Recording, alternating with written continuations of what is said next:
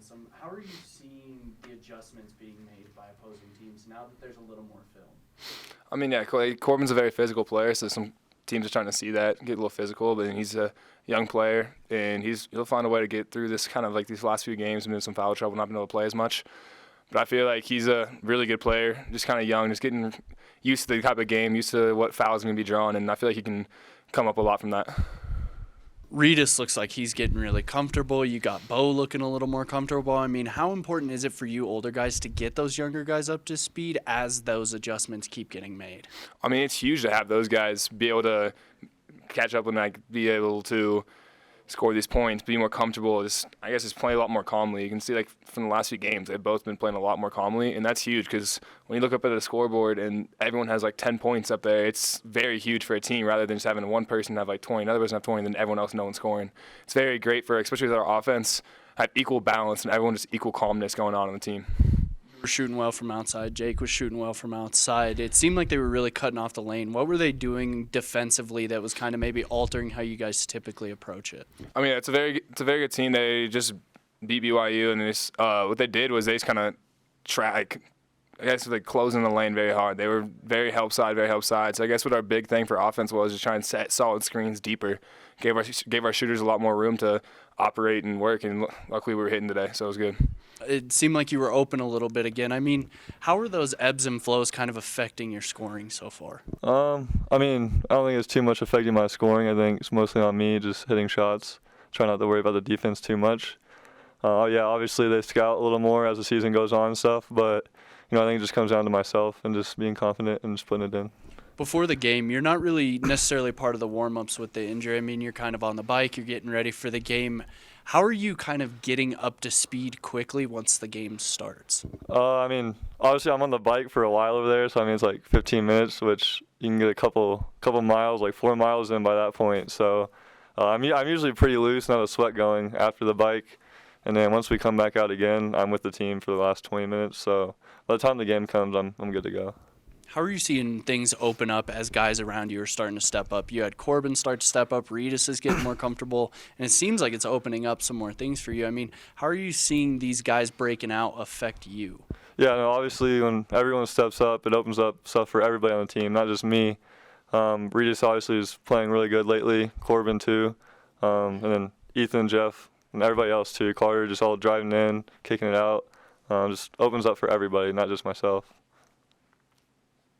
Basically had to lead the entire game. You were looking great the first half. What was your conversation at halftime in the locker room? Because you went on just as many runs in that second half. Yeah, I was just maintain the lead, try not to give it up like we have a couple times this year. But, yeah, just keep the gas pedal going and just try to keep the lead. What do you feel like is the biggest adjustment that still needs to be made to translate? You guys have won 5 in a row at home now, but you went on the road, lost. I mean, what's the biggest thing you feel like you're missing when you go on the road that you have at home? I mean, I don't know if we're really missing anything. We just have to stay consistent like we are at home. Just everyone needs to play well on the road because it's obviously a little bit harder just being on the road. But, just being consistent I think is the main thing. Coach, I noticed today, last game, the game before, Corbin is really getting into foul trouble. It's kind of limiting his play time, limiting his impact. How are you seeing teams adjust to him? Well, I mean, I don't know if they're adjusting to him. I just think what he's going to learn is as you play college basketball, one, the games just get harder. They learn who you are. They know who you are. They know what your game is. And then he just has to learn from this experience of, how hard he has to play. I don't have any problem at all with how I like having him out on the court, even when you might not, those numbers that he put up in the first 3 or 4 games are ridiculous. So to think that has anything to do with playing college basketball, it doesn't really, because really all college basketball is how physical do you play, how strong are you, and we got to get him to learn, that no matter what, you're basically just in a scrum. That's what a college basketball game is. And you got to be ready for that. And you got to be so physical. And you got to be so aggressive. You got to be the actor, not the reactor. And I think you're just seeing a little bit of that in him right now. And even as I say that, I think we're just comparing it to those ridiculous numbers that he saw in the first 3 or 4 games. I'm just more concerned about his sort of personal growth and his learning from his experiences out there right now. Like, what have these last 2 games taught him? What did his first road game teach him? What does now coming off that road game and him not playing, getting in foul trouble, what is he learning from that? And then how is he going to apply that today? We watched film with him after the last game. We're going to watch film with him again, and it's going to be the same film, and it's going to be, you have to learn from this, you know what I mean? Because if you do, then you're growing up, you're getting that experience, and you're using your experience, and that's what I think we need to see from him right now, that he's going to be the kind of kid who learns from his experience, because if he does, then, like any freshman, you'll go through the, whoa, wow, then but then he knows how to pick himself back up, and that's how you do it. And, I got confidence he's going to do it, and having Bo come in and give us 14 good minutes is really important piece to that, because then, there's no pressure on Corbin. The pressure's on him to just be aggressive and be himself and really be the player that he is and be so forceful in everything he does, and that's what the message to him is going to be. To that same end, you brought it up. I mean, Bo comes in, takes a shot. He looks like a drastically different player from the first minutes he got. I mean, what are you seeing from him specifically? And when you see him maybe take some of these contested shots, are you kind of okay with it, knowing that he's getting more in the flow of it? Yeah, I mean, I think what it is, I don't know if any of them were contested. He just knows he is a shooter. Bo can shoot. He knows he can. I think what he does is he moves really well. He moves, he is 6'7", but he's fast, and he moves and he cuts, and he just does things that loosens up things for the other players. And then as that's going on, well, he can make a shot. Now you got to really respect that in the way we play. And if that, you have to start to really concern yourself about that. Well, now that really he's then opening up things for the other players that way. The other thing Bo brings is, he's got this knack for like making some weird shot. Like everybody's got, every other team's got a guy who makes like a 12-footer, like an in-between push shot, or, some guys airball those. They can't do them. That's what Bo does. That Bo makes these in-between shots. If he can do that, and then he makes a 3, he's bringing and moves the way he does. He's bringing something to the table that it's not the same as Corbin Green. And then you got some differences there that when another team's sort of getting ready for us, well, they got to factor in a lot of different things there. I was just happy to see that he didn't get in Saturday. I played him today. He was ready to play, and that's all, as a coach, that's all you look for is, you just look for guys who are ready to play, given any circumstance. Any circumstance. College basketball, up, ooh, we won, ooh, we lost, oh, I did great, oh, I didn't do good. None of that stuff matters. All that matters is you got an opportunity, you got one game. Are you prepared? Are you ready to play? And I thought Bo did a really good job with that today.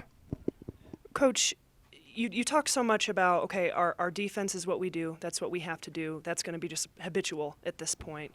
But then you talked about how offensively starting to come along a little bit and starting to see some growth on that end of the floor. There was a moment today where 9.5 minutes where it kind of was like, okay, maybe a 12-point game, I think what it was. 12. What can you say about your offensive composure down the stretch, those final 9 minutes? Yeah, I thought that's what I just said to the team. I thought we did a really good job right at that juncture. I think it could have been 10-10 mark or something like that. They cut it to 12. College basketball, you don't build 19-point leads, and the 19-point lead goes to 24, and then the 24 goes to 29, and then the 29 goes to 37. That's not, usually what you find is it's 19, and the other team, they get a little bit of their momentum, they get a little something. We did a great job of having it be +6 for them at that juncture, through the first 10 minutes. And then right at that juncture, we went on a 10-2 run where, to your point, defensively, they didn't get a bucket. They didn't score a made field goal. And during that time, we executed really well. I mean, I think Reedus hit a big 3. Cam Vanderswijk hit a big 3 right in front of our bench. Jake Heidebreder got the ball in the post and made one of his shots that he can do. And I think a lot of it just came from us playing within the flow of our offense as our defense sort of maintained itself. And that's really the key, is if your defense can maintain itself, then at some point in time, your offense will kick into high gear. Your offense will be able to maintain itself. You don't put so much pressure on yourself. And I thought we played sort of in a way where, our guys didn't have any tension on the offensive end. They just really shared the ball really well and took care of the ball, and it really showed through in that little stretch. earlier in the year, you touched on this a little bit. Earlier in the year, end of halves were a real struggle, whether it be the first half, second half, whatever it may be. Well, first half, you guys allowed 1 of 17 to end the half, and then obviously closed it out. I mean, what are you doing in practice to kind of help that mental maturity grow for them to know when those moments are kind of the game is there for the taking? Yeah, I think, I think what we do is we do the same thing every day, so our guys sort of know what the points of emphasis are and what they have to do. Today we shot 18 for 22 from the foul line, which is big. Do we shoot fouls? Yes, we shoot fouls every day, and our guys know they got to make fouls, and those are winning plays when you make fouls. Making layups is what extends leads. It doesn't give the other team a chance to come back after you miss one and hit a 3, and there's a 5-point swing. So I just think our guys, again, it's experience. We're now 10 games in. And I've said all along this year is just going to be a whole season's worth of how much older are we, how much stronger are we, how much more mentally mature are we in terms of what college basketball is like. And through these first 10 games, I just see our guys learning from the experiences they're having, and the main reason is because our habits of what you have to do to put yourself in the game to win the game, whether that's closing out a first half, whether that's making your fouls midway through the second half. We've done that 10 straight times. We've put ourselves in those positions. Well, that's what makes you grow up and really start to zero in on the things that make us win, whether they're winning plays, winning habits. And we've had 10 games of experience of doing that. And that's all I stress to our guys before the game.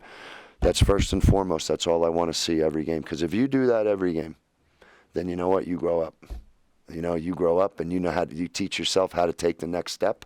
And that's really what experience is called. If you don't do that, then each game is just like its own individual experience. It's an experience, right? And an experience is different than experience. Experience means you're putting everything you've learned and felt physically and know mentally, you're putting into action. And I think you're seeing that from our guys right now. Now, we got to make sure we keep doing it, because that's when you become a good team. That's what good teams do. They do it again and again, and that's something I stressed at halftime today was you got to do it again. That's called being good. Good means you got to do it again, and you got to do it again, and it can't bother you that you got to do it again. That's what being good is, and that's what we're working towards becoming.